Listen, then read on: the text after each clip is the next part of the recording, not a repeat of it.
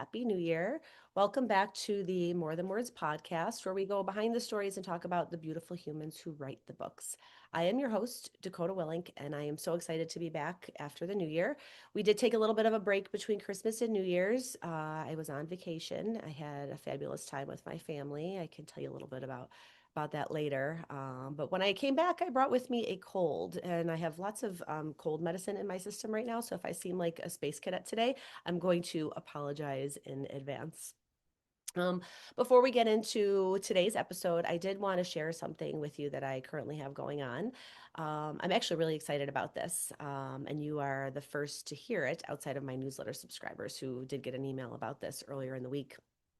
Um, I am part of something that's called Flirt Fest, an event that's being organized by Be Eventi and Influence. Influence, they handle special edition books, and Be Eventi is a popular platform that authors use for book signing pre-orders.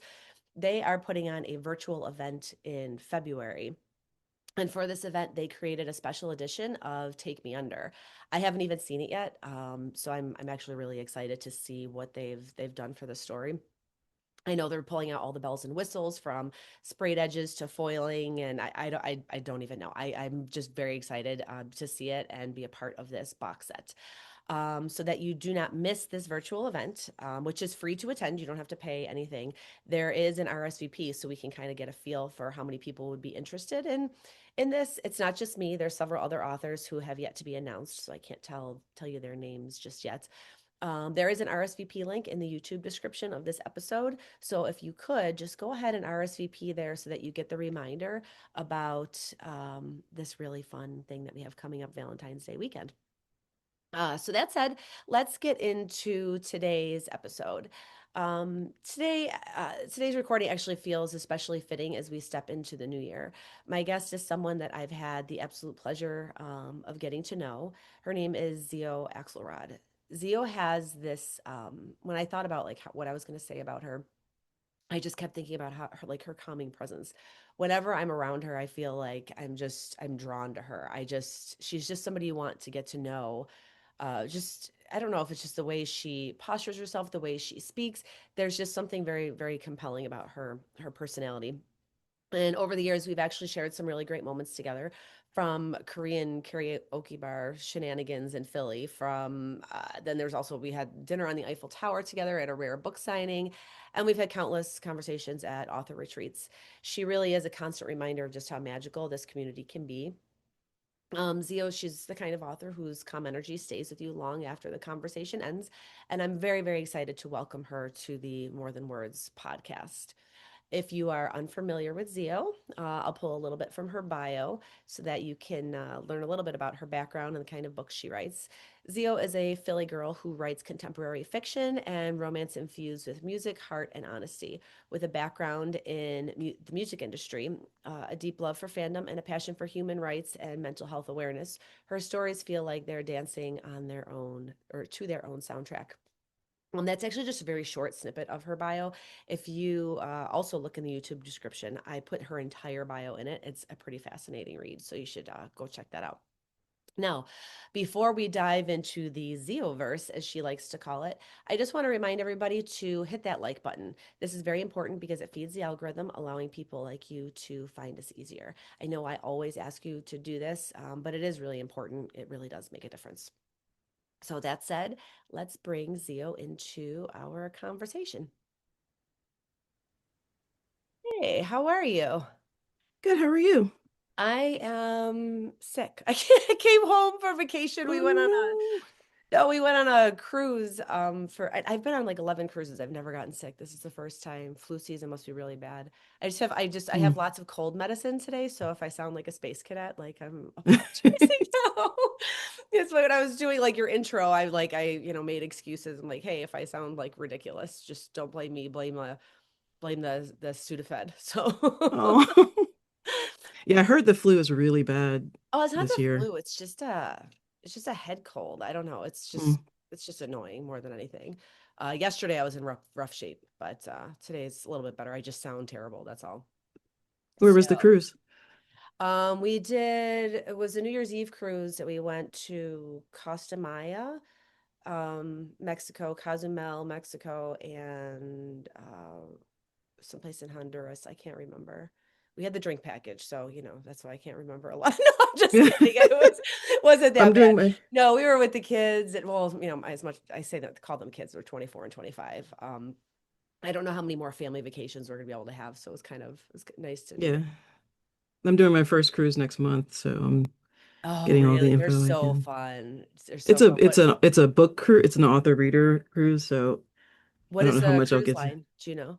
It's Virgin. Virgin. Oh, that's one I Yeah. haven't done. Yeah. We've done Princess, Carnival, Norwegian, and we always go back to Royal Caribbean. Royal Caribbean, they just never disappoint. The food, the Okay. entertainment, it's so great. So if you enjoy this one, book a Royal Caribbean and Okay. then compare. I should be like a spokesperson for them because I'm always carrying on about how much.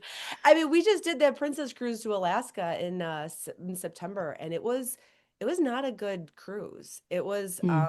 It was rather boring actually. The ship was boring, the entertainment wasn't, the food, I don't know, we had a good time because the people we were with, we made the best of it, but in Yeah. comparison like to what we just did last week, it was yeah, there just really isn't any comparison. Gotcha. Gotcha. Um but anyways, before I actually get into everything, when I was doing your introduction, I started like thinking about how we knew each other and how our paths crossed. And I just wanted to just say that I love, how that our paths actually crossed in real life. And it's not just, an online relationship. We were able to share like a lot of different things, I feel like, and especially at the retreat that you hosted. Hmm. This industry can be very isolating sometimes, and then until Hmm. suddenly it doesn't. And you're one of those people that I feel like makes it a lot less lonely. So anyway, Oh, so thank you thank for you. that. That means a lot.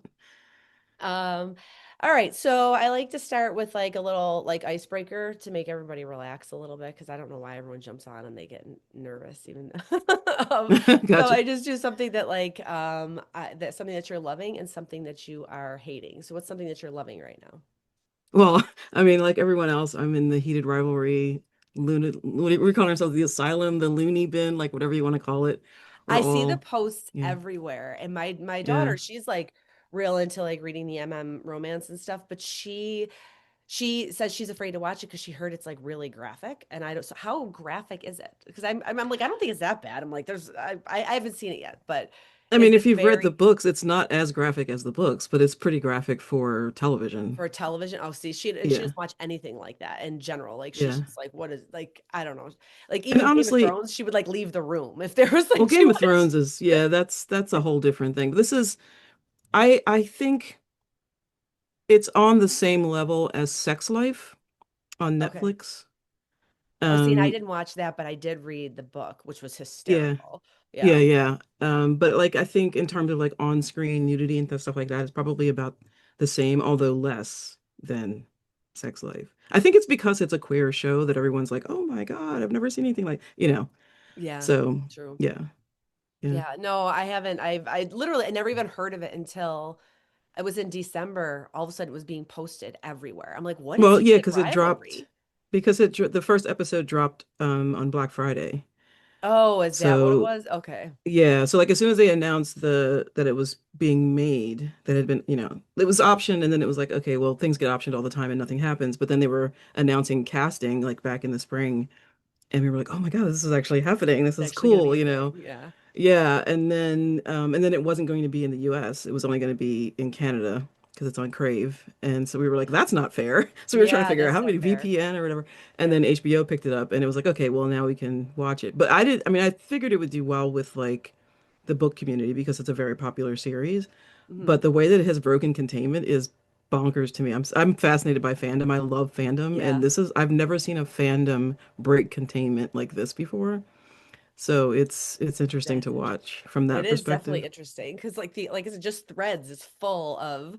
I feel like my Yeah. threads account is a big mix of like book threads, author threads, and politics, and that's basically Yeah, all yeah, that's going on over there for me. And my book yeah, threads and author threads has been nonstop heated rivalry. Like, yeah, what is yeah. this? It's a So remarkable, it's one of the best TV shows I've ever seen. And it the fact that like celebrities are talking about it and haven't even seen it yet, they're like, "Oh my God, I'm waiting for a break so I can binge this show." Like it's crazy. It's really It crazy. was well, that was when I finally asked my daughter about it because I listened to the Don Lemon podcast and he started talking about it and he's like, normally I don't like this stuff because I just thought it was going to be like another like corny like romance or whatever. He goes, but it's not. You're so invested. And he was carrying Yeah. on and on about this. And I was like, Yeah. okay, what is with this show? So that's when I Yeah. asked my daughter and she said she was afraid to watch it because she thought it was going to be too sexy because she doesn't The first couple of episodes are pretty, yeah. I mean, because it's, you haven't read the books, but it takes place over 9 years in mhm, these guys' lives, and mhm, they're like, teenagers when they meet, mhm.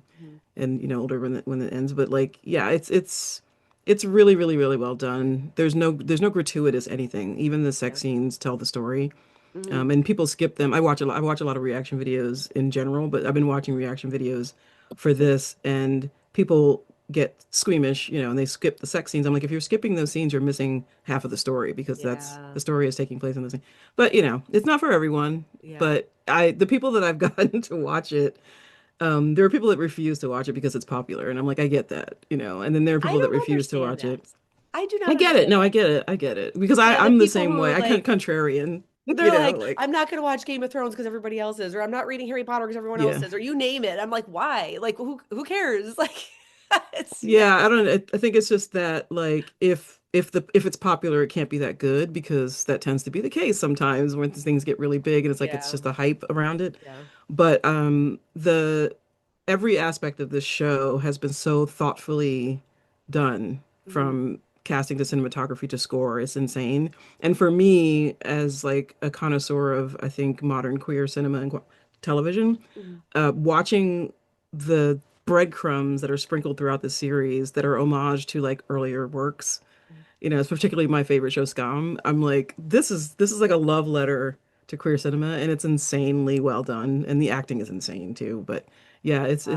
something else. It's a phenomenon, and it's been really cool to watch it sort of spread. And now I think it's I'm gonna have to dropping. watch it. You should. And even like, I think anyone who is a storyteller, whether they're a writer or a cinematographer or a director or whatever, should watch this series because of what they were able to accomplish with such Yeah. a small budget, like really tiny budget. Add it to They my created list this of piece of art. Yeah. 37,000 shows I want to watch. Yeah, yeah, yeah. I need to carve out more time like for TV, I feel like in this new year. I have not just I mean there's things I wanted even like Andor. I have been trying to watch Hmm. Andor for like 2 years and I have not Yeah. watched it yet. I Like haven't watched the latest season yet, because just time. But I yeah. think Heated Rival, because it's only 6 episodes, it's not a huge commitment. Hmm. Although once you watch it, you will rewatch like everyone's rewatching it over and over and over again because it's such a Oh, so it's comfort only thing. 6 Oh, so it's not it's Mhm. not too much of a commitment at all. Yeah, Okay. yeah, All right. All right. yeah. But there's some good. We were in a golden age of television. It's tough to keep up with everything. Yeah. We Yeah. binged And a lot of now stuff over the everything's changing to holidays. streaming and yeah. Yeah, yeah, yeah. Yeah. Or even just the way that everyone watches TV now. Like when you think about because they just had like the anniversary of Friends and how everybody literally stopped what they were doing. They all had to go home at the same time. Everybody was watching it at the same moment. And it's just, that doesn't happen Yeah. anymore. It's Well, kind that's of, what I think that's part of the reason why Heated Rivalry took off is because they were releasing it one episode at a time, and mhm, it made it destiny. It made it appointment television. We yeah. haven't had appointment television in a while, Since Game of you know. Thrones, I don't think. Right, Yeah. right. So it's like you have to. I mean, Pluribus and Foundation, unlike Apple TV, they do their, weekly drops, but it's not the same. It doesn't have the same sort of like I don't know, story crack Yeah. as Heated Rivalry does. Yeah.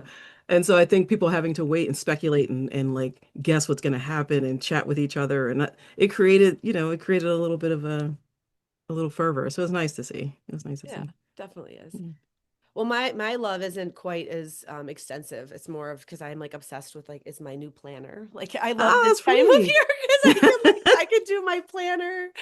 Um, No, I love it. yeah, yeah, yeah. No, I'm just um if there's like an Excel spreadsheet or a planner I can put it in, like I'm still not like a Google Calendar person. Like Mm. I basically use Google Calendar so like I have quick access to Zoom links. That's about it. I don't Oh, okay. use everything is written in this book and people are like, "Oh, are you free this day?" I'm like, "I don't know, I have to check my planner." And like they think it's in my phone and it's not. It's literally in a book. That's old So school. That's awesome. I like it it. is. It is. I was like that mom, like, if it wasn't written on the calendar on the fridge, it didn't happen. Like my whole family's life was all like spelled out on the calendar on the Right, right. fridge. All Oh, right, that's so funny. what is something that you are currently hating right now? I mean, it's gestures to the world. I know, Um, right? um, I'm not really hating. Well, like I said, I'm a huge fandom person, and so watching this phenomenon happen, coming from several other fandoms, I'm watching that little corner that always does that goes too far. Yeah. And I think it goes back to like what we were talking about last year. I think we were talking about it at the retreat and at other conversations I've had with authors where you feel like people are stepping over the line when it comes to like the demands that they put on authors, Hmm. musicians, celebrities, and whatever. Hmm. It's like that like sort of parasocial relationship you have that you're like, okay, this is the boundary, and then people step over it. They email you directly about Yeah. something that you wrote, or they'll Yeah. tag you in a negative review, or like in this case they're like going to the actors Instagram accounts trying to find who their significant others are, stuff like that, like crossing that line Yeah. that I'm never gonna like. I'm never I Yeah. don't understand it, It's a and violation of privacy. it Yeah. really is. And I feel like there's like this sense of entitlement right now with consumers who, like, even the other day there was a whole thing about piracy and someone saying like, well, I can't afford to buy your books, so I'm looking for a PDF, and it's like anyone who defends piracy for any reason, I don't Yeah. understand the You just logic go to the behind, like, library. Yeah. well, and the argument is like, oh, well, my library doesn't have it. It's like, well, just because you want to read this book doesn't mean that you're entitled to read this book Yes. because you Hmm. can't buy it. Like, that's not how this works. Do you want your authors not to have money to like live on? It's crazy. Yeah. So, yeah, so I think that's my thing. The sense of entitlement that people seem to have now across the board is really, It is getting worse. It is getting yeah, worse. yeah. Yeah. I would agree with that. Just even, I mean, so in one of my books, I had written basically they didn't have their own baby. They adopted a 5-year old. And people got really mad. They're like, why can't they have their own? I'm like, it is their own. Adopted children are like, and it was, I can't even tell you how many emails I got about that. And I was really upset Wow. about it. Like it really bothered me that That's I was getting schooled for not giving them their own, whatever like that means, wow. you People know? reveal themselves, man. Like, Yeah. Yeah. Yeah. yeah. Wow. Well, something I'm hating is actually not book related at the moment and more based on a current experience is airline delays. Mm. Um, the day we left, so our cruise was leaving on Sunday. I flew out on Saturday. We were going to stay in a hotel, get there in plenty of time because if their flight is delayed, the boat doesn't wait for you, right? Well, it was Yeah. Yeah. delayed because of whatever mechanical reasons. They rebooked me on some flight for the next day that wouldn't have gotten me there on the ship on the ship on time. So it cost Mhm. me. I had to go to a different airline. It cost me $2,000 for a one-way flight for all four of us to get just so we didn't miss the boat. I was Wow. like, I don't. I just think to myself, I'm like, and there's no consequences for this. Well, there Mm-mm. is in Europe, but not, not in the U.S. They Yeah. started to Yeah. pass it, but then it We was had rolled it, and back. then they Yeah, rolled it back. Yeah. yeah. Yeah. So yeah, so I was not a happy camper. And then coming home, we were delayed like 3 hours. So we didn't get home until so we were supposed to get home at 10:30 at night. We didn't get home until like 1:30 is when we landed and got home at like 2 in the morning and everybody had to work like yesterday morning. It was not a pleasant Yeah. It's morning there's like yesterday thousands of people stranded because of all this. because of Venezuelan thing. Yeah, there was a lot. Yeah. Yeah. They closed the airspace. I'm like, is this? I don't. Whatever. I don't even want to get into it. I'm Yeah. gonna get. I'll go Yeah. off on a whole Yeah. tangent. Yeah. Yeah. Yeah. Yeah. Yeah. So what are you hating? What I'm Yeah. really What am I hating hating is, right now? When you said everything, I get it. I totally get it. Yeah. yeah.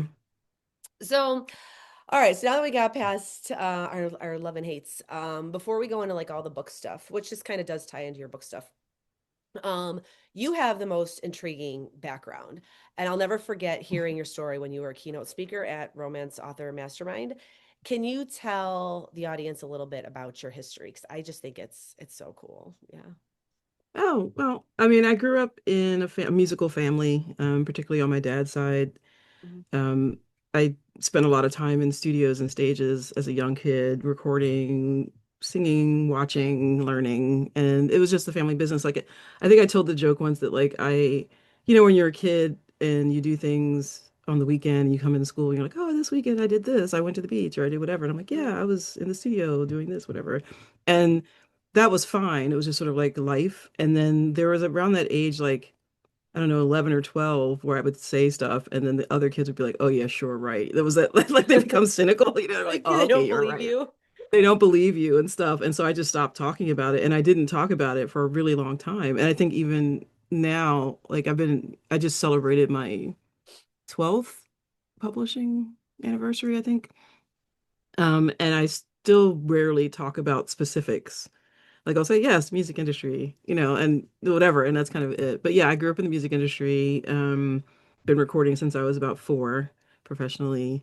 And yeah, I think I thought my life would be music, and then at some point, my rebellion when I was a teenager was to go into theater. I was like, oh, forget music.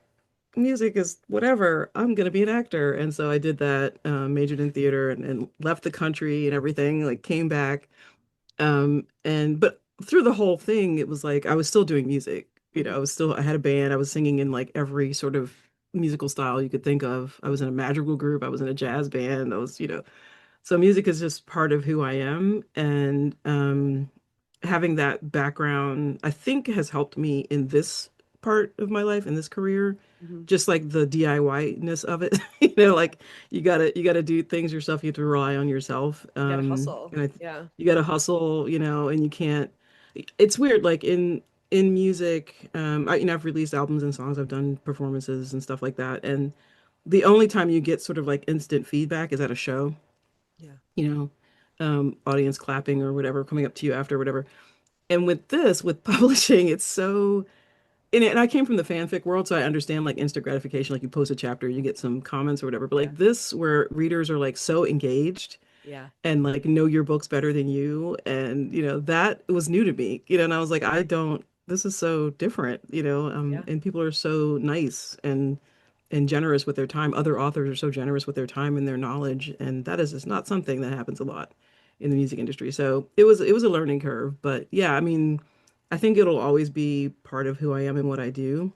Um, but I guess I'm an author now. It's really weird. But I yeah, that's where feel I came like from. though, I mean, whenever you listen to basically anybody, like how what they did before they started publishing always has a direct impact on what they are doing right now in the book Yeah, world. yeah, Um, yeah. like I went to school for business. I originally went to school for graphic arts, and then I didn't Hmm. finish. And then when I went back to school after I was married and had babies, I got a business degree. So I have a degree in business and then also a background in graphic design. Hmm. So it all ended up being useful tools for like right Yeah. now that actually allowed me to, advance. Took a long time, a lot of years to, build this, an author business. But if I didn't have some of the tools that I had, especially the graphic design part of it, if I couldn't be Hmm. tweaking and trying and cover testing, it would have been a lot more expensive, a lot more everything. Yeah. I mean, Yeah. I was like, when I was when we first I had like a band and we were like, okay, we're gonna like really try this, but we couldn't afford anything or anyone to do it. So I was like, okay, well, I'm gonna teach myself how to create art. I'm gonna teach myself Photoshop. I'm gonna teach myself Dreamweaver, which was like a web building tool. Mhm. And so I it was very DIY. It was very like learn on the job, And so coming to this, it was like, oh, I need a book cover. Well, let me just put one together. You know what I mean? Oh, I need whatever. I need some graphics. Let me just put those together. Yeah. And so it was like training, training for this. But I think that because I didn't grow up thinking I'm going to be an author, I was a songwriter. I am a songwriter. My dad's a songwriter. Half my family are songwriters, and so that's like the thing. I did poetry for a while and stuff like that, but I never thought long form fiction would be something that I would do professionally. Mhm. Even doing fan fiction that was just for my own Just for edification, fun. Yeah. Yeah, just for fun. And so my writing style is a little weird, and I get that. Like I published, I think 8 or 9 books as an indie Mhm. before I signed my trad deal. And my first editor, no, because I didn't work with anybody on those first 8 or 9 Oh, I books. didn't either. Yeah. No editor, I no was just like, hit proofreader. publish. Yeah. Yeah, yeah. And so my first time working with an editor was with The Girl with Stars in Her Eyes, my first trad book. Yeah. And so and I had two editors on that book because the first one left the company in the middle of Oh, revisions. that's no fun. Yeah. Okay. So my first editorial experience was crazy, but and it was also the pandemic. But it was like I learned, and also because I'm a polyglot or aspiring polyglot, that my sentence structures are strange when I write. So she's like, "Did you mean to put this word here and not here?" And I'm like, "I think so." Like, so it was like a really, really huge learning curve for me That's about my interesting. own writing. Yeah, and I had to go back to old books and go like, "Did I write that weird? Like, the people not think or talk this way?" You know? So between like the foreign languages and the songwriting, I think I just have this like weird style of writing that sometimes No, works. you know what? I don't, I think readers crave stories that like feel true, not perfect. So I don't Yeah, like, yeah, you that's know what I mean? true. So I think readers are less focused on sentence structure and word placement than they are like what does the story feel like? That's what Yeah, I don't yeah, know. yeah. I like to think that anyways. I don't know if that's Yeah, actually true. yeah, Um, yeah. but yeah, no, I mean I think about it and actually that's a lie. There's some readers that do care because like I was gonna I say have there's this people that one that they like like to use read that Amazon feature, like the, yeah, well, the and I have this one. No, she reads every single time I release a book. She reviews them. She reads my books.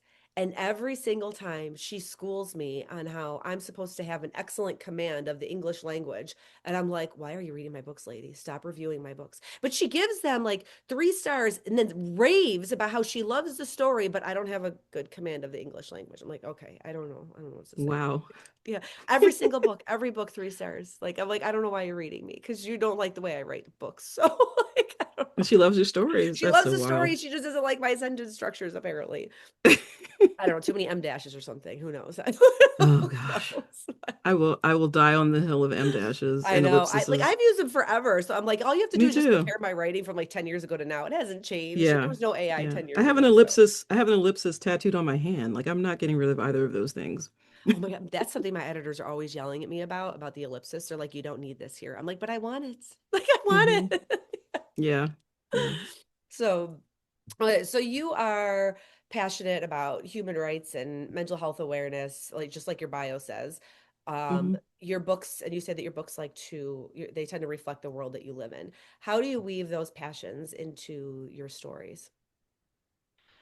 I try not to make my books issue books, Hmm. just because being a Black author, a lot of readers, authors, booksellers, editors, publishers want our books to be about the struggle. Like I actually had an editor say something to me years ago when they wanted me to write something for them and like we're interested in the struggle. I was like, hey, you haven't read my books. Like like this like The it's just struggle. the struggle. Yeah. It's like I don't know. There's this prevailing notion that any book by a marginalized author has to be about pain and suffering. And it's like whatever. Yeah, I love putting my characters through their paces, but yeah. it's going to be a joyous journey for them. You know, they're going to find happy at the end. I am writing romance, so I'm not quite sure what they were looking for, but I try to give my characters real world, situations to Mhm. navigate through. It doesn't have to hit you over the head as a reader or hit them over the head unless it's part of the plot because my characters will do what they're going to do. I'm a pantser, I'm not a plotter. Me too. Um, but I just try to present the real world problems, but also present the solutions that I think are readily available to all of us if we just choose them. Hmm. You know what I mean? Like we as a species seem to be resistant to joy. And I don't understand, especially right now in the period that we're living through, like you don't want somebody else to be happy because they don't agree with you on one particular thing or a couple of things. It's so bizarre to me. And so I try to write people who live in in a complicated world in complicated situations, but find a way to navigate through that and find their way to the other side. But yeah, I mean, I think I write the world that I want us all to live in and try to give the reader, because there are a lot of readers that come to my work who haven't read a lot of either Black authors or haven't read a lot of queer literature or whatever. My queer romance, they'll be like, "This is my first one." I'm like, "Great."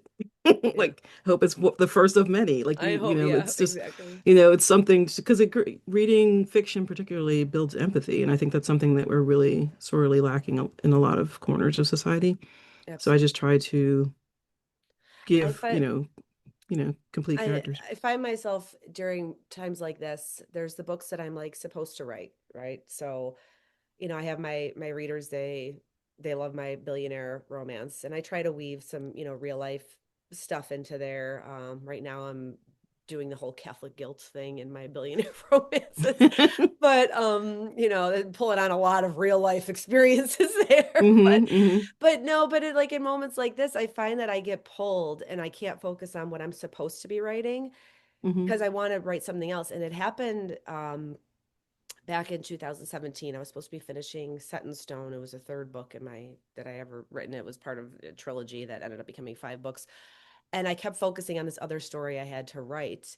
Hmm. And I just didn't think that I could write it. And then I read Dylan Allen had written Thicker Than Water. Hmm. And I'm like, oh my God, she talked about immigration. I can do this. Hmm. And so after I read her book, that book actually inspired me to write. It was supposed to be one book and it ended up becoming, I split it into a duet because the story Hmm. just got too long and it was untouched and Yeah. defined. And in Defined, I did talk about immigration, but from a different perspective, somebody who is actually working in a nonprofit to help, these immigrants and, Hmm. and things like that. Cause I was so angry back then by what I was seeing. And now it's even more amplified, like what I'm seeing, and I want to do all these other things and write about all these other things, and I'm like, no, I have to finish the book I'm writing right now. I Yeah. cannot go down like these rabbit holes. And um Yeah. Yeah. so I find there's the distractions of the world right now are really impacting my writing, and Oh, it gives yeah. me like, I don't want to say writer's block. There's just too many distractions for me to focus on what I need to be doing. I just want to be going in a different direction.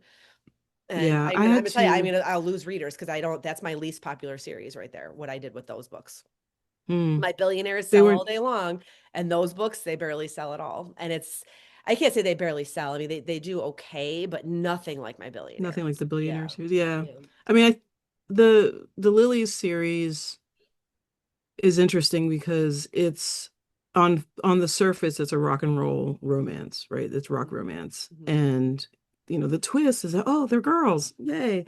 But and I get a lot of readers coming to me at signings who will say, I bought this book 3 years ago and it's on my TBR and I can't wait to get to it and whatever. And I'm like, okay. And then occasionally one will come back to the next time I see them. They're like, oh, I can't believe I waited so long to read this book. This is not what I was expecting.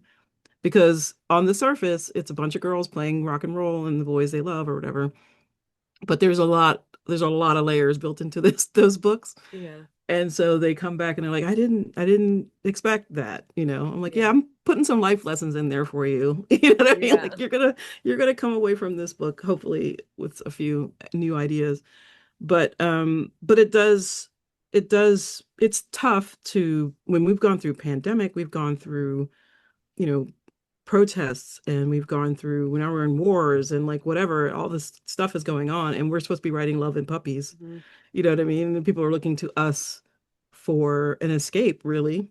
Yeah. And it's like, yeah, I'm going to give you an escape. Like, I remember after the pandemic, people were like, are you going to write the pandemic into any of your books? And it was like sort of this, I think we collectively decided that we weren't going to mention. I haven't read a single romance since the I pandemic. did write it, but I never called it Did COVID. you? I never Okay, called it yeah, yeah, COVID. yeah. I did, and I only did it because my stories were based in New York City, and that was such a Oh, yeah, that yeah, it was yeah, like that's like it was like such a thing. I yeah. couldn't just. I felt like I could, and especially because the way I write so much. Like all my locations are factual. Like I travel to Hmm. them to make sure I'm getting them right. I don't have just made up worlds. They're Hmm. actually like real places and locations. So Yeah. when I told you I wrote Set in Stone, and then that was supposed to be done, it was supposed to be a trilogy, and but people Yeah. wanted more in that, so then I Hmm. ended up giving them two more books, but it had Yeah. been so long. I'm like, well, let me just give like I think it had been like 3.5 years since that last book came out. Well, a lot had Hmm. happened since then. We went through COVID, and that was Yeah. so I basically wrote a bridge book to get to book five. So book Hmm. four was supposed to be a novella, but I can't write short to save my life, so it ended up being like 65,000 words. And it was basically this controlling billionaire who was like afraid like to let her go out in like public because he was afraid she was going to get sick and die, and like, but Yeah, they yeah. never called it COVID. I mean, it was more than that. It was actually a Christmas story and they're trying to get pregnant. It was a whole thing. But I never called it COVID because I didn't want because I didn't want the political backlash, but everybody knew what I was talking about and nobody Yeah. cared. The readers didn't care. They weren't like, mad that I wrote it because it was fitting for the story because it was part of something that was so important and so impactful in New York City that you couldn't. Yeah. Yeah, and so that's kind of how it was written in more in that sense. Yeah. Yeah. I kept the political, part of it out. I didn't talk about vaccines or anything like that. I just Yeah. basically talked about like the feeling in the world at that moment. Yeah. Yeah. Yeah. But yeah, Yeah. you're It's right. it's It was hard. It's kind of hard. like this unwritten thing nobody was going to write about. Yeah. Yeah, and I think I remember there were two books that came out in like 2022 that were set during the pandemic. Like, and people were like, and they didn't, neither of them did very well. One was a romance, the other one wasn't. And people were like, I'm not, it's too close. Like, I'm not ready. And so I think everyone just kind of went, okay, well, we're just not going to talk about that. Like, we're just going to like not pretend it didn't happen. We're just going to like, It write worked well for around it me or because whatever. that book bridged the gap to book five that made that I hit USA Today on. Like, Hmm. so that was the first time I hit USA Today was with that book. So it worked Yeah. well for me. So however I did it, apparently I did it like the right way. I didn't Yeah. make it part of the plot. Like it wasn't the main thing. So maybe that's why. Yeah. Well, I mean, that's how I write about issues in my books. There's not, unless it's like a plot point. Like I've had Mhm. books where like, yeah, homophobia or whatever is a plot point. But I write about microaggressions, it's just something that happens because it happens in your everyday life and I can't have it not happen. It's for me, it's not realistic. Yeah.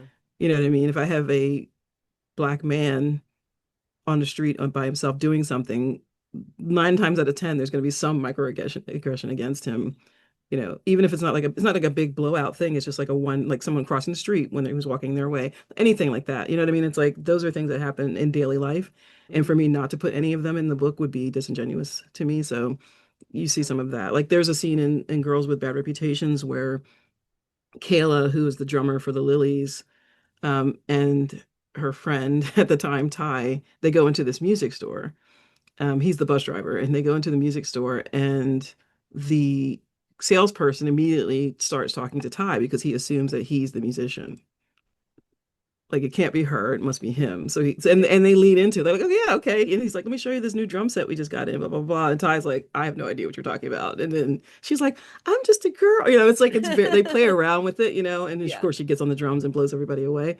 But I mean, that's happened to me. My husband and I have gone to music stores when I need to pick something up, and they just immediately start talking to him, and he's like, dude, I have no No, idea what you're it's talking about. her. Yeah. Talk to her. You know what I mean? Like, yeah. So putting stuff like that, I may sometimes make a joke out of it. Sometimes it's more serious, but those moments are in there so that the reader who doesn't have that lived experience Mm. can at least understand that this is a thing that happens, you Yeah, know? I've written that even more recently. And Take Me Under. She's a doctor, an archaeologist, and the hero, when he hears that it's Dr. Martinelli, he just assumes he's going to go meet this man, and it wasn't. Yeah. It was a female. So Yeah. it's stuff like that, like because that's the kind of thing that literally happens, like in real life. Like Yeah. and it is important. So those little things, those little nuances, yeah, you're right. They're all in my books too, just throughout Yeah. the assumptions, the stereotypes, things like that happen. I feel like I do try to break those norms, or like bring attention to like what is so normal in society, but it shouldn't be. Yeah. Yeah. Yeah. So okay, I'm getting off topic. We're which is fine. I actually fully expected that with this episode because we tend to talk. um Yeah. I just try to keep like the episodes to like 40-ish minutes, but we're gonna go way over. I already know. Um, so okay, I love doing, do I want to do about book signings? Yeah, I will talk about this briefly. Um, I love doing book signings mostly for like the social aspect of things. Hmm. Because I get to connect with author friends and meet new readers. Sometimes I complain about the cost of doing events, but then I'll come away with like a special connection that was made, and then I think to myself like, oh, okay, this is why I'm doing it. Why do you think those reader interactions still feel so magical even after we're doing like multiple events? I mean, you had a ridiculous amount of events. Like, was it last year or the year I've before? You were I've done everywhere. about 100 events over the last 2 years, Yeah, which is an crazy. insane number. I've been trying to like, you know, pare them down. Like this year, I've pared them down. I'm about to pare it down a bit more. But I think for me, when I first started, um, I came in after the boom of indie romance. Like everyone was like raving about how well they'd done right before I published. And so everyone was doing signings, and I was like, I want to do one of these signings. And so the very first one I did was RT Las Vegas in 2016, Hmm. which was talk about jumping into the fire Yeah. directly. Like That was that my was, first. I was RWA, which I was like, what is going on? And then RT was my first yeah, I did actual RWA. I signing. did, The yeah, RWA, I yeah, just did the convention. My first signing was RT, the last one that they had in Reno. And that was like, oh, yeah. Oh, let's that go was, here. yes, I did that one too. No, Yeah. I did a literacy signing at RWA. Um, which was like very chill in terms of like readers and stuff like that. I Hmm. remember being at this little, they had these little tables. We were in like rows and like Yeah. little, we had very little space, and I had like a little bit of swag or whatever. And I was across from the row that was against the wall where they had all the big name authors. So like Kristen Higgins and, It was I also think before Nora everybody had Roberts. elaborate displays and like people Yeah, had yeah. Well, gotten like you nuts. couldn't, yeah, because they Yeah. kind of crammed us all into that one room. But I remember like handing out swag to people who were in line for the big authors. Hmm. And I was like, hey, I'm new, whatever. And people were very sweet. I also had cookies.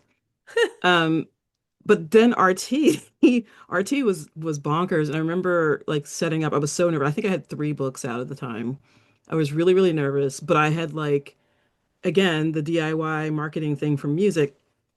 I'm like, I need something to bring people to my table. I need people to get, I need some way to like distinguish myself from everyone else. And so I had, my character's name was Duff, and I had a cutout of the model that I had used. I had bought like, I don't know, a dozen of his photos, and I created this cut up, and he had a little sign that said, keep calm and Callum on. His name was, the book was The Callum. And so I had people take selfies with him like throughout the leading up to the Oh, that's signing, and I fun. had him at the table and stuff. And so I had my stuff all set up. I'm really like excited. And the very first person who came over to my table right before they opened the door was Eloisa James. Oh, And wow. she came over and she had her hands behind her back. She's looking at my table and she's like, "This is a nice layout." I was like, "Thank you." And she's like, "Which one of these should I buy?" And I was like, "Well, this is my very first one." I held up the Callum and she bought a copy of the Callum. And then she walked away, and I was like, "Well, I'm done. Like, I Yeah. don't need to sell any more books." Like, Eloisa James just bought my book.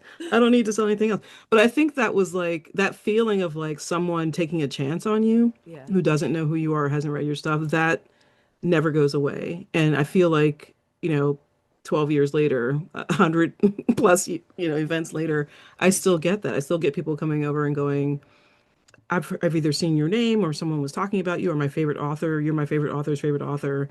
Like I'm really curious about your books, and so I love talking about them. I love getting them to fall in love with the concept of my books, and then once they read them, then they're hooked. Yeah. Which is good.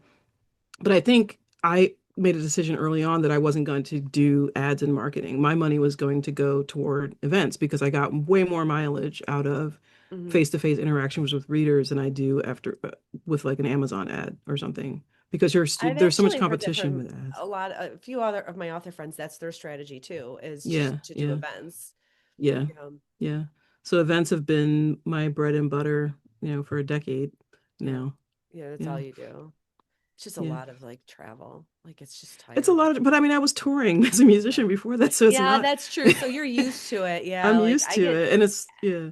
for me like when I travel though, like it takes me like several days to like get back into like writing. Like sometimes Oh through yeah. work, so like just it's because it takes, all the prep to get ready to go and then I come home and like it just takes me too long to like change gears that if I did a lot of stuff, especially like what you did, like that's just I would never get anything done. Like Yeah, I um didn't. I mean, 2024, I didn't write anything in 2024 because I was only home 3 weekends the entire year. that's I nuts. was on the road, and my husband was like, "I thought we were done with this." I thought Yeah. we were done with this. So last year I cut back a lot. And this year, like I said, I'm cutting back more. But yeah, I think, and I'm also one of those people that understands that I'm in a really unique and rare position where people are asking for you. Hmm. like people are asking for me to come and do things, and I'm like, well, as long as they're asking, I'm going to say yes as much as I Yeah. can because one day they're not going to ask anymore. Yeah.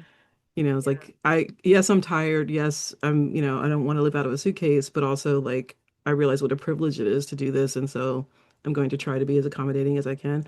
That said, I did stretch myself way too thin in 2024, and it took me a good 6 months to recover from it. Yeah, I So, had to learn to start saying no, hmm not to necessarily events, but like this community has given me so much that I always want to help and like give back yeah, any way that I can. yeah, And it just got to the point where, I would be getting all these emails from like authors. Oh, what about this? And I would always answer, or I'd be like, sure, let's jump on a Zoom. We'll have a conversation. And yeah, then yeah, it just became to be too much. And um, so like I ended up creating like a website where I put a bunch of my resources up to say, oh, here you can check it out over there, because it just was, I don't know, it just got like, and I always feel bad saying no. Like I hate it. I don't even feel yeah, comfortable talking about it right now. I feel like really like this is not sitting right with yeah, me.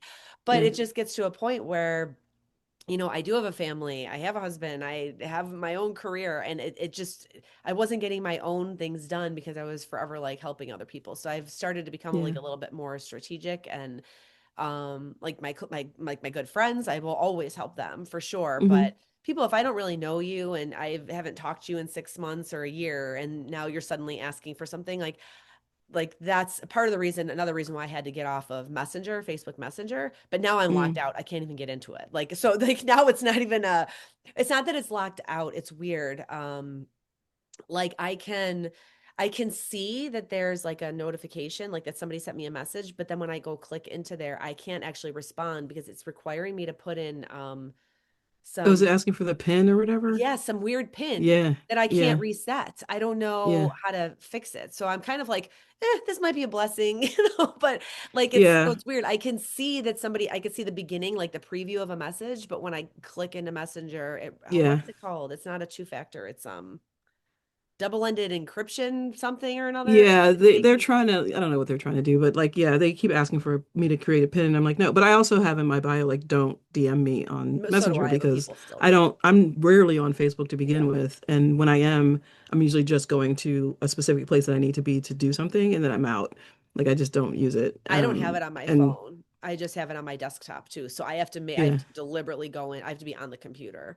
yeah, So, yeah, yeah, yeah. but Yeah. no, I understand. Like I've done like I did so many consultations last year, and then the last one I did, this woman was she was like the friend of a friend, and she was like, so and so recommended you, and I was like, I don't even know who that is, and they were like, I was like, oh, they must work with this, and so like I did this. It was supposed to be like a 5 minute chat, and we ended up talking for an hour, and at the end of it, she goes, do you do this for like, do you charge for this? Like, you should charge for this. Like, why are you?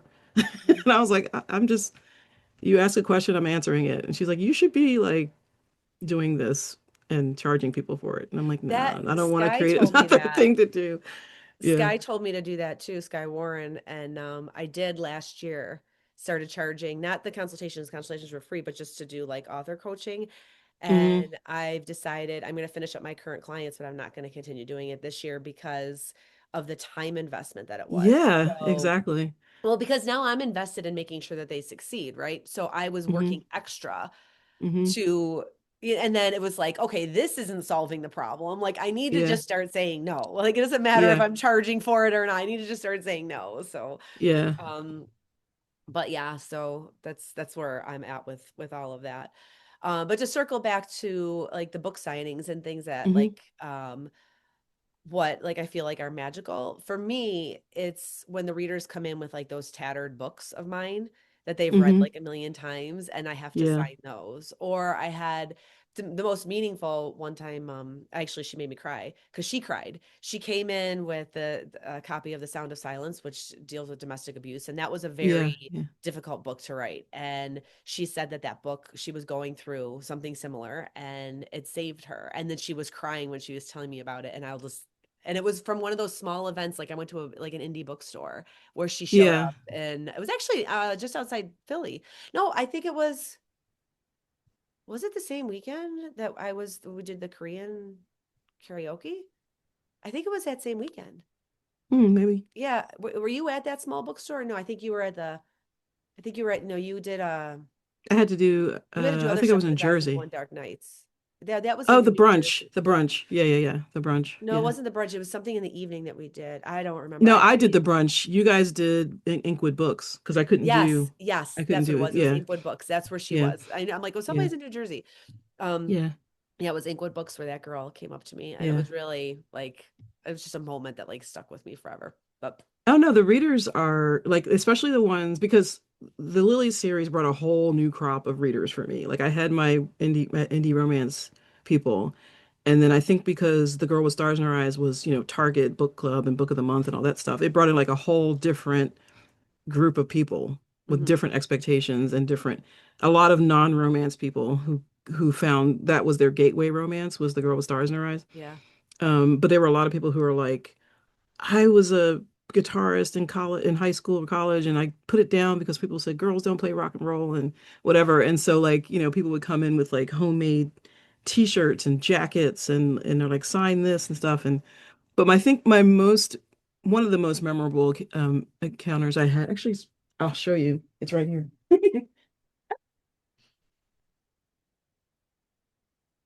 This woman, this woman came to, I think it was Seattle.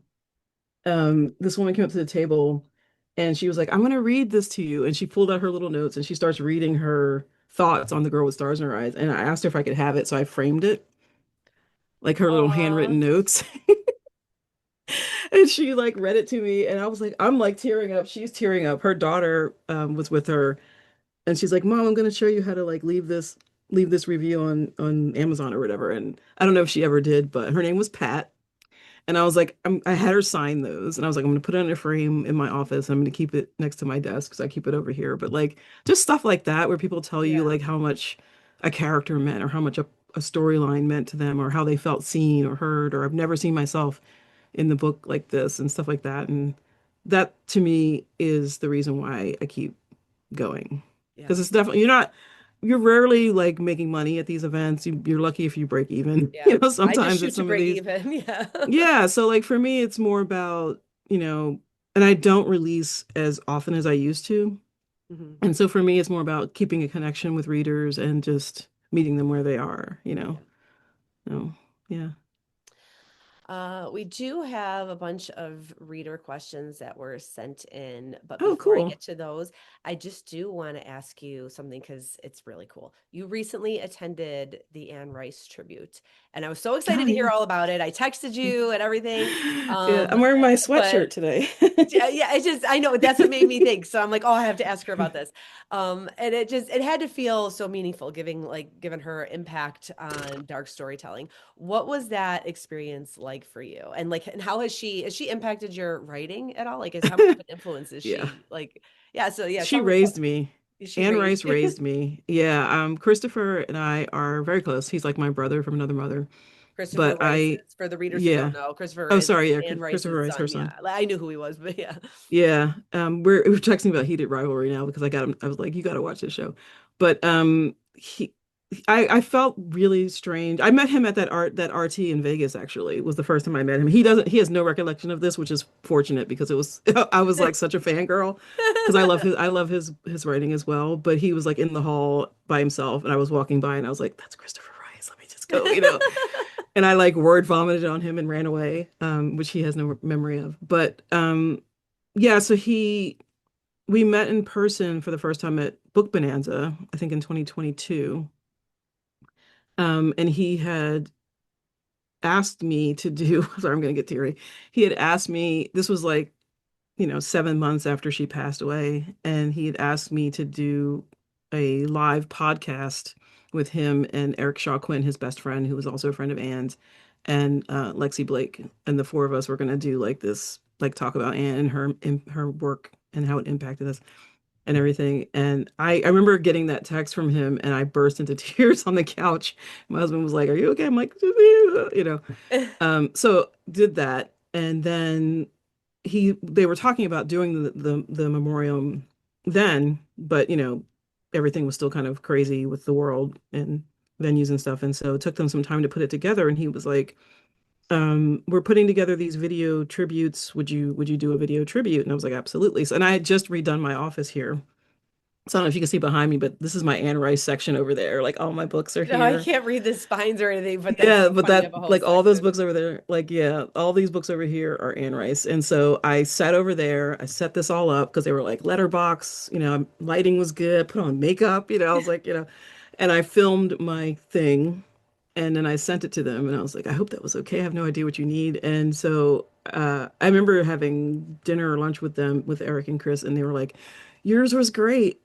We had to cut it down to like TikTok size video because everyone else did vertical videos. And so we didn't get to see any of your books or Oh anything. And I no. was like, oh gosh, that's fine, whatever. So, fast forward to November 1st, going to New York. Well, I went to the Memnock Vampire Ball on Halloween, Mhm. which it was the 30th anniversary, I think, of the Anne Rice Vampire Ball. And I'd never been able to go. So I was like super excited to be. I was like a little 15-year-old, like, oh my gosh, I'm at the Vampire Ball.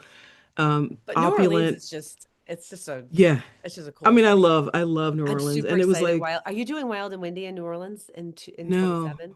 You're not. I They don't think moved so, it. no. They moved it to. I just found out like a couple months ago. So I emailed them. I'm like, hey, can you put me on the list for this if you Oh, want to I'll have to go? Yeah. look.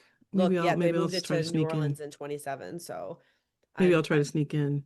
because But that's yeah, a I love New Orleans. I mean, reading her books made me feel like I'd been there. And I told the story of like I had never been to New Orleans, but I was telling people like what I loved about it, and they're like, "You've never been." I'm like, I know. I just read it in the books. But yeah, doing the Vampire Ball, and then the night of the memoriam was just so beautifully presented. It was such a stunning. If you haven't had a chance to watch the documentary, it's on her website now, but it's like the entire evening, and then all of the like snippets of interviews with her family and with Chris and everybody, like all this like backstory of her life. It's really, really well done, and it's like intercut with the live performances that they had. I didn't know there was a But like, documentary. You said it's yeah, on, it's yeah, you on said it's on Anne Rice's website. AnneRice.com, yeah. Celebration of Life, it's called. And 10 minutes or so into this night, my face popped up on screen. Oh, And Anne, our friend, was sitting behind me, and I just get this like tap on my shoulder because I was like, oh my gosh, there I am, like big face on the screen. But it was just and I had a couple of clips in the documentary. But for me, literally being raised by this woman, this author, and being a part of her legacy because that film is now part of her legacy is like I can't put into words what that means, yeah. and like when Christopher asked me to do it and he was like, come to New Orleans, whatever. I am so grateful that he opened up his grief and his world to not only me but like all the fans. Like he did this for the fans. There's like 1,500 people in this theater that night, and then putting together the documentary and releasing it for free so that everyone else can also participate. And they collected like hundreds of videos that weren't all in the documentary, but they've been releasing them. Like, here's some Mhm. more that we got. Here's a few more that we got. Yeah. Like, just to make sure everyone is like feels included. It's just a really generous, remarkably generous thing for someone to do, you know? Yeah. So for That's such me, a cool it's like experience. I'm, Yeah. I wanted to make sure I asked you about that because I knew it was going to be like something really cool to share. yeah, I could barely talk about it, like even when I did my little like this is what happened this weekend because it's too Yeah. special. So Yeah. yeah. Yeah. Sometimes you can't put things like that into words because it's just a No. feeling. Yeah. Yeah. Just a Yeah. feeling, an overall feeling. Yeah, yeah. Um, all right. Well, before we go to the reader questions, I just want to remind everybody, if you haven't already, to like and subscribe because it does help the visibility so that more people Wait, can where's the find it. subscribe button? I know, like and subscribe. I have to always ask people. It's like so annoying, but it actually does make a difference. So, Hmm. um, okay. So I have a question from Ray. She's from Port Townsend, Washington. Which of your characters feels most like you? Um, Frankie Llewellyn from the When Frankie Met Johnny duet is the closest character I've written to myself. I think because he came at a time my laptop had died and I have a Mac that I use for like video editing and music stuff. And so I was like, oh, I guess I'll play around with the Mac. And I just opened up Pages and started typing. And I think I wrote like 50,000 words in 3 days. Like he just poured out of me. He's a mellophile, which is someone who always has music playing in their head, which is me. I'd never written a character like that before, but like his voice and his way of viewing the world is pretty close to me personally, so or my personality. So yeah, I think it'd be Frankie. Interesting. So I have Tasman from Yellow Springs, Ohio. She says, "Do you outline or do you let the vibe guide you?" So I know we both said that we're both pantsters, but like I'm weird. I write to an ending. Like Hmm. I know what the ending of the book is going to be, and I just Yeah. work my way through to like to get to it. How do you I since you're a pantser, what's your process? My process, I've come to call it Zio Vision. It's like a streaming service in my head, because my characters are always there chattering. I can turn them up and down or switch channels or whatever, and I was just like, you go You know, into your head, you start psychiatrists have a name for daydreaming. that. So Yeah, I know. We're gonna call it Zeo Vision. But yeah, so like I'll let scenes play. I'll hit rewind because I want to saturate myself in the characters and the scene. And then once the scene locks in, I'm like, okay, this is actually how the scene goes. This is what they're saying, and then I can sit down and write. So I just let that happen for as long as I can for a book because until I feel locked into what's happening and who they are, then I anything I put down on the page is not going to mean anything to me. So yeah. all right, so I have Noelle from Covington, Kentucky. She says she's trying to write her first book, but everything happening in the world makes it hard to stay focused. How do you stay motivated when the news gets overwhelming?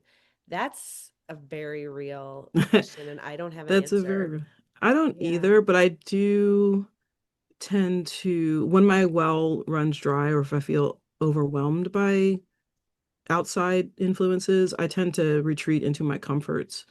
So it'll be a TV show, a book, an album, something. I'll go to the places where I know that I can refill the well. Hmm. And like right now, the well is like crumbling, because there's so much going on. So I'm like, let me just throw everything in there. Yeah. Let me listen to the music I love. Let me watch the thing that I love, whatever, just to find that creative inspiration in the things that we already love. So that's how I do I it. have a hard time even doing that. For me, Hmm. it's more like a total reset. Like I was in like a weird state going into the retreat that you had back in October, and I felt like Hmm. that's like what I needed to reset. I came home and Hmm. I was writing words because I shut it off. You know, I shut off the world. I had enough distractions like fulfilling my entire day that I was able to shut the world off. And it was Yeah. what I needed to just kind of give myself a reset. And then you're still consuming. You're never going to be able to shut everything off completely. Right. Right. It's I feel like it's just not even realistic, but I sometimes feel like I've this has taught me.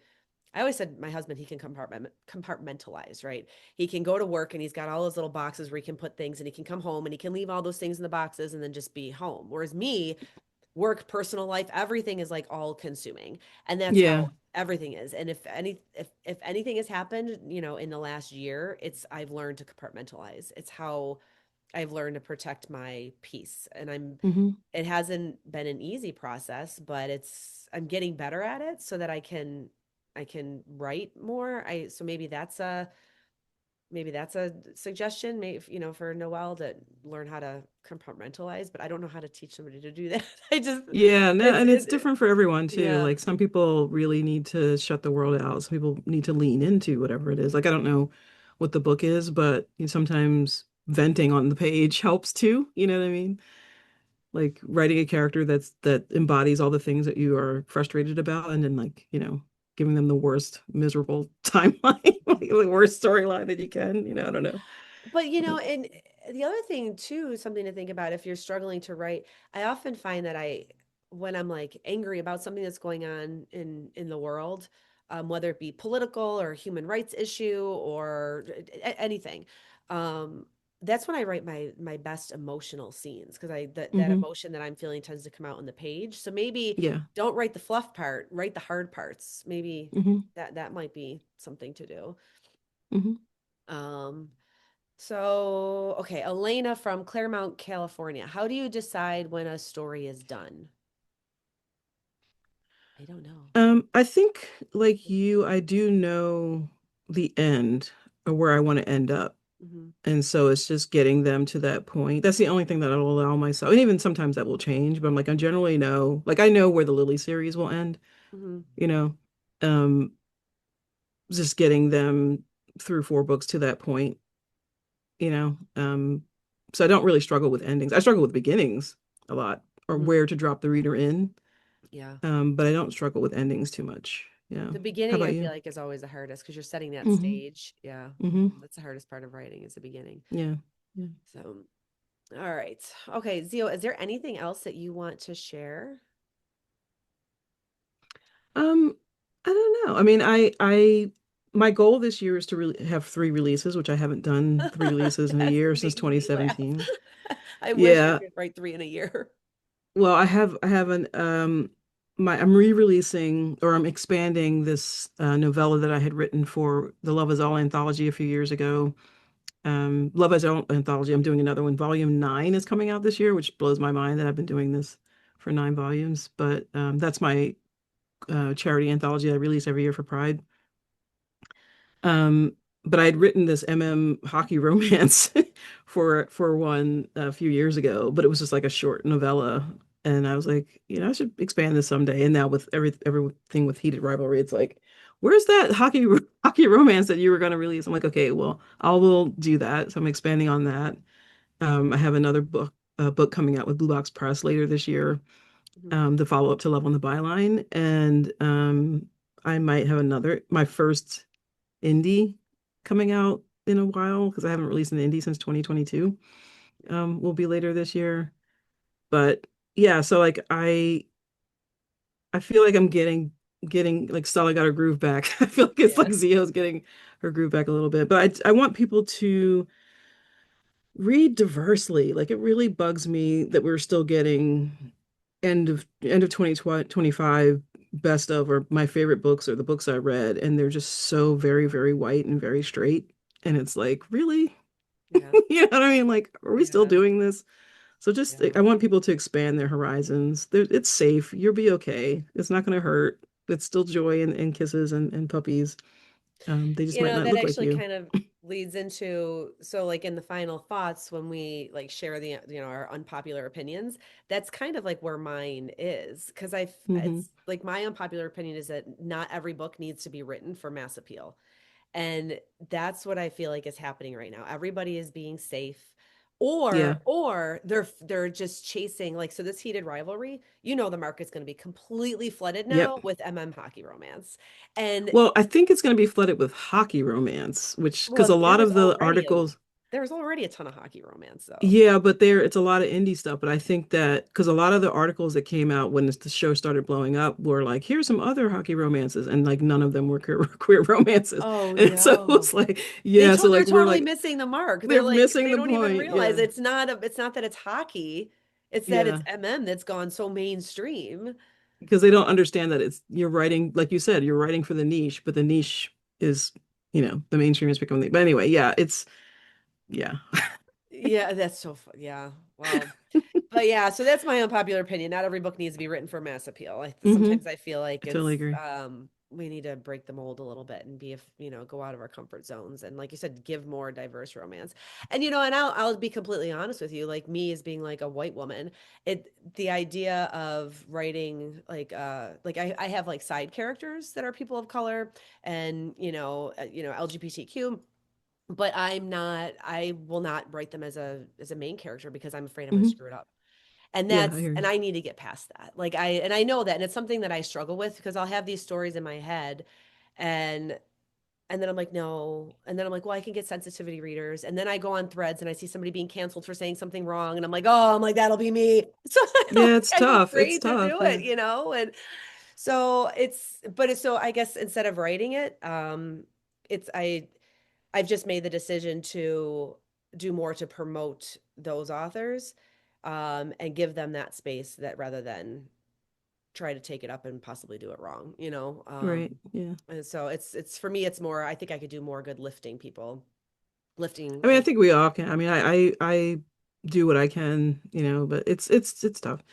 But I think that it just frustrates me that we're in the Beyonce's year 2026 now. You know what I mean? And they're like, I don't know. Can somebody tell me a list of? I'm like, no, just no, no, no. no. Don't come on my threads talking about, can you give me a list of authors to read? No, I can't. Yeah. Well, I know, and that's just it. There's not enough. I don't know. And actually, I'm going to be recording with Nana Malone, Oh, no, no. later this I week haven't seen her in a for, while. yeah, she has her episode will be airing in February. And with her, I, um, I really want to talk about audio and color and the importance of that and why it's so important to this Hmm. industry. Because Yeah. I just don't feel like enough people realize just the barriers and just there's just so much that's not talked about. And I think Nana's going to do a good job of explaining a lot of that. So Yeah, she's fantastic. yeah, It's and crazy. I've she's known her for fun a really too. long time. What's that? It's wild. Like I was saying I've known her for a really long time. It's wild. Like I was thinking, the end of the year, I haven't even released my like highlight 2025 highlight thing, but just going through photos and going through, stuff. And I'm like, man, I've known some of these people for a really long time, Hmm. like Yeah, Kennedy, like just a really long time. It's really wild. And we're all in such different trajectories, it's yeah. kind of cool. Watching But Kennedy, like her rise has been crazy to me. So like she like years ago I did something called like Love and Lace magazine. It was more of a get some bigger name indies or trad authors on the cover to bring mhm, attention to like the smaller indies that were inside. yeah, And I did yeah. it for free and I loved doing it, but it just got to be too time consuming. I'm great for Hmm. taking on projects that suck up all my time. That's like the story Yeah, of my same. life. But we did it for a couple of years. I did it. And I remember getting on the phone and talking to Kennedy to do her interview, putting her on the cover. And she had just kind of risen as like, Mm, it was like Hookshot kind of put her on hmm. the map as like a popular indie. Yeah, And she was still really kind of no different than where I'm at in my career actually at that point in time. And then from then on, she just catapulted. And I was like, oh, yeah. remember when I was on the phone with Kennedy? And I'm like, now I'm like a little plebe. Yeah, I interviewed her. I used to have a blog called I do Fox Friday, Friends of Zio, Mhm. and I would interview, this is even before I published, I would interview authors about whatever they were releasing. And Kennedy was one of the first authors that I interviewed like back in 2014. So it Do was you do like video or is it just like a blog? it was a blog. There was no Okay. video. It was just a blog. I Uh-huh. eventually moved Fox Friday to Instagram Uh-huh. and I did it Oh, for a you couple don't do it years. anymore. No, because everyone else is doing it now. Like no one was doing it. And so like Oh, okay, okay. I tend to not do things once other people start doing Because I'm them. trying to find more like podcasts to like share and be like, I'll go on Yeah. theirs, they can come here. And like nobody, I don't really Yeah. see, considering that YouTube is literally the number one like television streaming program right now or Yeah. platform right now. It blows Platform, my yeah. mind that there's not more authors doing this. Yeah, So that's I'm one like, thing I'm that I gonna want to try to do get in this over year. here and see what happens. Yeah. But Yeah, I think I'll probably because I have so much content from as I did Fox Friday on Instagram for 2 years. Mhm. And I have so much content from there that I could just pull snippets and do Yeah, that. you should. You definitely should. And then we did Dear Romance Writer. We had our podcast Dear Romance Writer for 2 years as well. Mhm. And then we stopped doing that, and then everyone else was doing advice podcasts. So I was like, yeah, we got out of the right. I don't like doing things that other people do. I like to Yeah. be different. Yeah. So, all right. So, what is your unpopular opinion since I told you mine? Like about My the mass appeal. my unpopular opinion. Let me think. Um, I loved the Stranger Things finale. It's getting so much hate, and I absolutely thought it was perfect. And I'm not even a huge Stranger Things. Like I started watching because my friend is on it, and I was like, I'm going to support. But it's a good series. It's ups and downs, whatever. But I You know think me when as I say like terms fascinating of life, like you're friends on Stranger Things. The way you just like throw shit out there. Like, yeah, they're just people. We're just people. But like, I think in terms of like, because I love pop culture. I love like media and stuff like that. So in terms of like series finales and how so many have been Game of Thrones, I'm looking at you, how so yeah. many have been botched. Oh my This was a God. perfect Yes. series finale, and I think that the hate that it's getting is a little misdirected by people who don't understand what they were trying to do. It's a lot of people who didn't live through the 80s who are like, this is not whatever. And 80s people are like, oh my God, this is totally, this is like totally what that would have See, happened or whatever. I watched But Stranger Things through, I want to say it was season 4. And then I got to a point where I was like, where is this going? And I just mm, kind of stopped watching it. More so because we had other shows we wanted to watch. And then it's not that I'll never go back and finish it. Um, but yeah, we just never really got past season four. What is there, six seasons or something? Five. Five? Okay. Oh, so then Yeah. maybe so it was only just this year we didn't watch. Was there like a Yeah. long break in between like season Yeah. four and five? Maybe that's why it seemed Yeah. like it was Yeah. so Yeah. long ago. Yeah. So, Yeah. all right. So we only have one season to watch. Maybe I will go back and finish it. Yeah. Yeah. Yeah. It's worth it. But yeah, like as soon as it aired, I was like, we were all like the author people were like, yeah, this was fantastic. And then there were people who were like, it sucked. And we're like, what? What do you mean? Like, so yeah. But yeah, I thought it was really good. So that's my unpopular popular opinion. Oh, all right. Well, Zio, thank you so much for joining me today. I loved Of course.